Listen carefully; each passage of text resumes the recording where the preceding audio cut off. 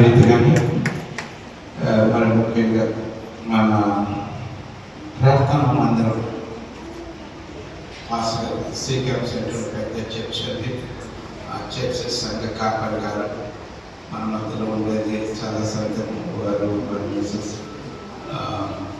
వారిని కూడా కరుణతో ఉంటారు, కోపం లేదు.